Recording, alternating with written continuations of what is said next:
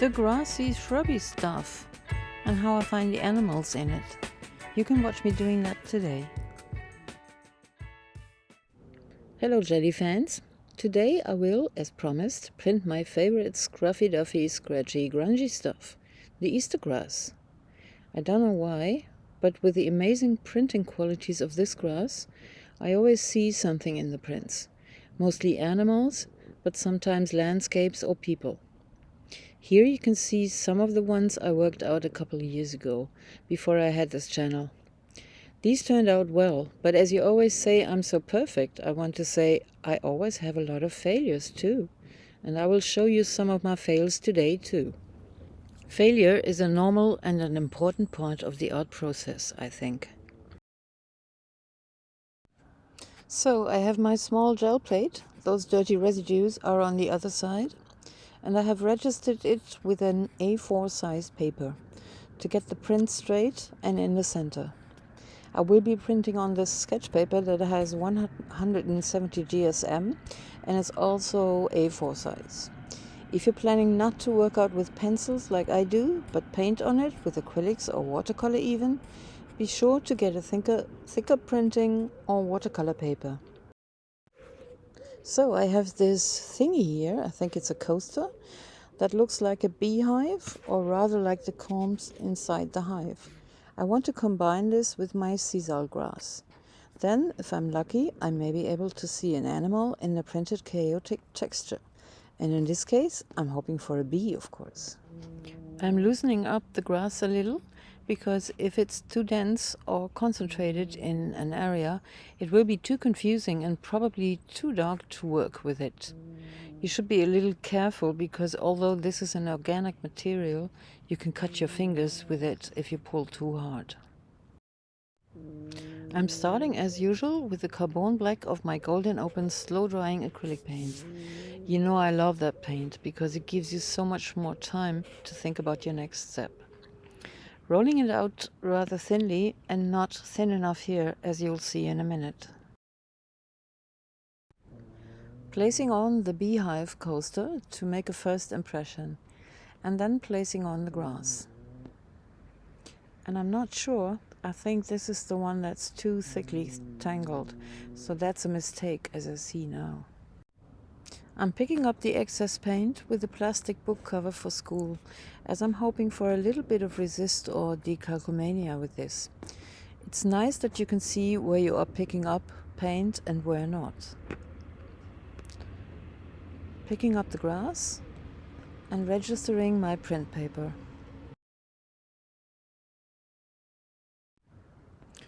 Rubbing on the paper a little bit, but you don't have to do it for very long with the Golden Open paint. As you can see, this print is rather dark and out of focus, so that's a fail now, because I won't be able to work out or even see things in it. So I'm taking the loosened up piece of tangled grass and repeat the printing with the carbon black again, but now I'm starting with only the grass and see how I can fit in the honeycombs. I managed to make the layer a lot thinner. I'm picking up excess paint with the jelly paper now. I love the stuff as it is so satisfying seeing the picked up paint through the grass and through the paper. The excess paint print is a lovely piece itself, maybe as a collage paper. It happens often that a bit of the Sisal grass is left on the plate. Be careful with the tweezers or you'll have a personal scratch on your prints forever. I know what I'm talking about.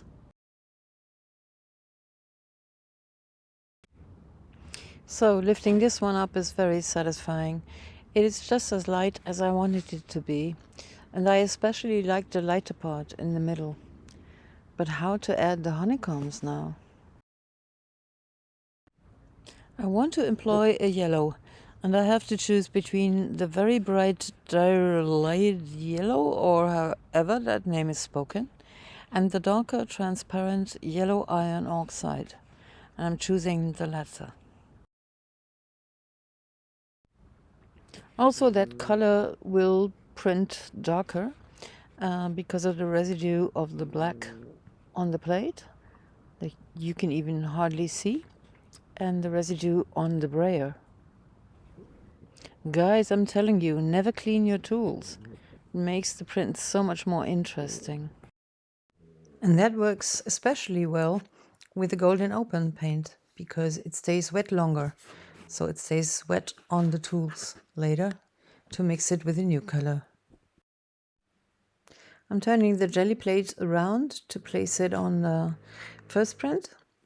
And I can do that well, and it doesn't wobble around because I put it on a piece of glass, as you can see. Be careful with that glass. I made a video about the broken glass I had. So this is my next failure.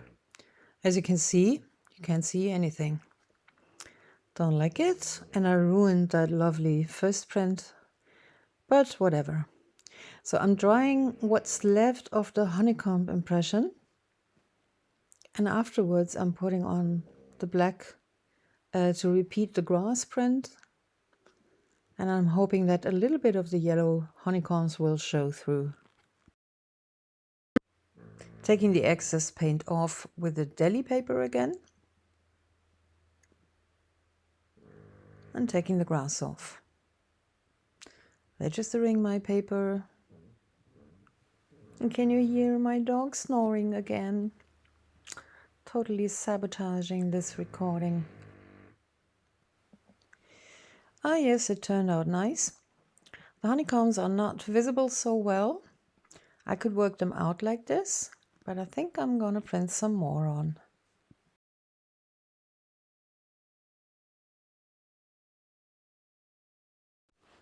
This time I'm brayering on the Yellow Iron Oxide directly on the coaster.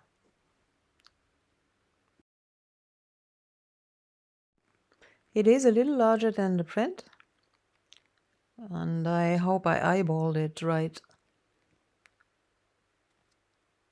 Nope, printed on the side. But if you know me, you know that I'm using those little mistakes as happy accidents. I think I can start working out the animal I see, and it is a bee. Now don't think that I can force an animal shape.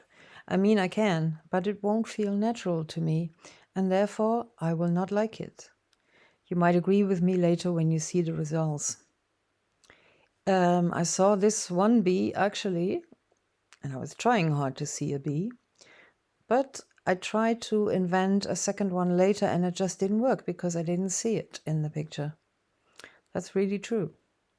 So I took out my historical sketches of animals, and I have a full page of bees and wasps and so on.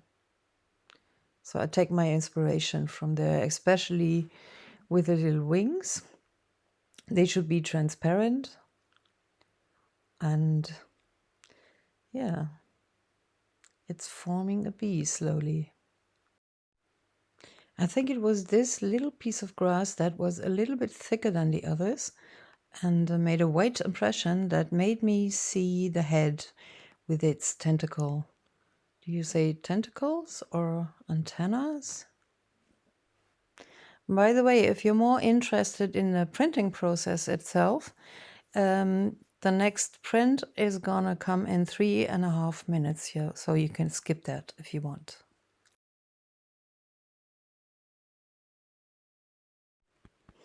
I am using the grassy structure to make this very special pattern that the wings always have. You know, they have these intersections. And the insect is like partly tangled up in the weeds, but also consisting of the weed texture. I think that's very interesting in this case. It's amazing how things in natural life sometimes come to life in your jelly prints. It's just a very natural feel to the prints you make. There is a little fly visiting me. It says, "Draw me, not the bee." Nope, can't do that. I'm working out the grass texture with a little bit of a shadow in some areas. And in the lighter part, I want to see the grass more visible in the... Oh, there's that fly again. Go away. I want to make the grass visible back there. And it's kind of fascinating that bee is staring into the light, which is its home. You can see the whole yellow body, of course, because the wings are transparent. But I have to make the insect's body a little darker, and then also work with a white pencil around the bee so that you can see it better in front of the dark combs. And I'm going over the wings later as well to make them a little light transparent, white transparent. The legs, the 6 legs, if they're called legs at all, they always come out of the upper body part, the middle body part. So what I'm doing here is filling in yellow where I put some gray into the combs as well. And I'm choosing quite a light yellow to make that whole thing shine more. It's always a good idea if you make a thin layer of yellow over the white, so it's really glowing. That glowing effect you can also do with acrylics and watercolor as well.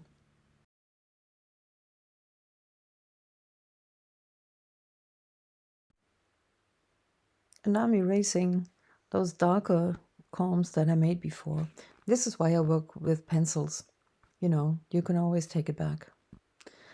And finally, I'm going into the combs with the yellow that are on the outside of the picture itself, just to attach them more to the whole image. And that's pretty much it. And what do you think? I love my bee. And when you see the next one, I have a question for you. I have so many animal, shrubby, grassy prints now.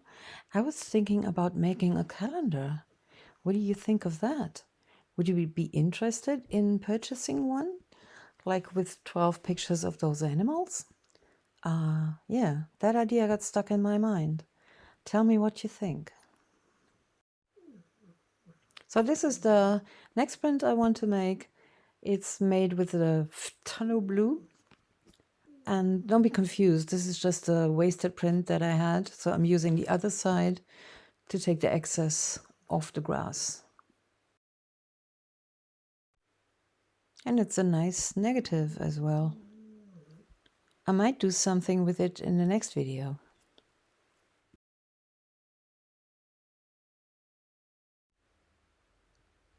So when I lift this, I immediately see that this is a very good print. Not too dark, quite light, a lot of light there. And I already see my animal. Can you see it? I'm turning the print around and watch it from all sides so I can see what I see. One thing is for sure, the more you practice this, the more you'll be able to see in it. And it's a very exciting feeling to work out what you see. And here I see the manatee. So my historical book has manatees as well. I'm just taking this as a hint. I already know manatees quite well. I've painted them several times. And I'm coming in a little closer here because the eyes are always so important. Usually I draw the eyes first to relate to the animal, even when it doesn't have a body yet. Here again, I'm trying to make the animal look as if it's a little bit tangled up, but at the same time it is part of its body texture. And sometimes that's a very thin line you walk on to get that, and not, I mean, if you do that wrong, it can look stupid and not natural. I don't know how else I can explain this. But this grass is just, I think it's a miracle what the grass is giving me. So now I'm going for the eyes. And you can see immediately how the animal comes alive when it has its eyes. There's that little reflection you always need that makes the eyes look realistic.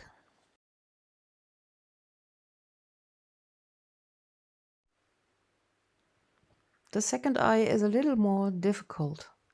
I don't know how to decide where the reflection goes, so I'm just erasing a little bit here and trying to do it again. Naja, not really satisfied with that eye.